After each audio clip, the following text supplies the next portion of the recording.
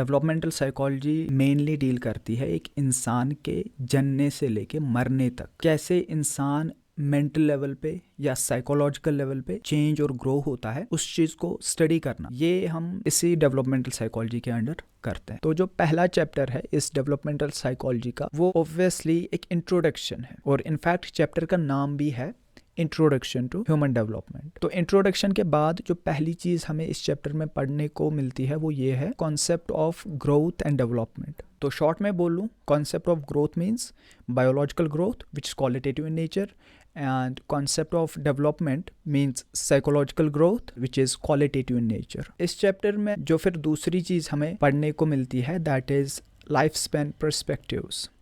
अब देखिए क्या है, अगर शॉर्ट में इस चीज़ को मैं बोल लूँ तो शॉर्ट में इसको बोलना उतना सही नहीं होगा, बट जितना मैं इस चीज़ को समझ पाया हूँ वो ये है कि अगर हम साइकोलॉजी एट फर्स्ट प्लेस देखें, what psychology, it's the study of human behaviour and mental processes. तो अब इसी बिहेवियर और मेंटल प्रोसेसेस को किस प्रोस्पेक्टिव से हम जान पाते हैं, तो इसके लिए बहुत सारे प्रोस्पेक्टिव्स हैं। Psychologists use different prospectives to understand a person's behaviour and the mental processes.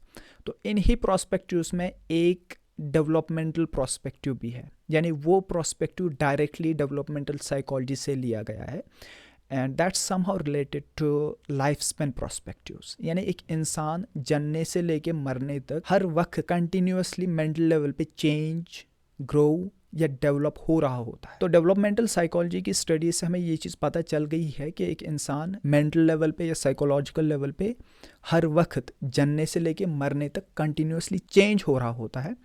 तो इसी प्रोस्पेक्टिव को यूज़ करके हम एक इंसान की अगर एक स्पेसिफिक एज ग्रुप है तो हम उस एज ग्रुप के रिगार्डिंग हम ये जान पाते हैं इस एज ग्रुप में एक इंसान की मेंटल स्टेट क्या होती है, तो हम उसकी साइकोलॉजी जान पाते हैं। अगर शॉर्ट में बोलना चाहूँ तो life span prospective is the prospective which is taken from developmental psychology under which we understand the psychology of a person change for ever.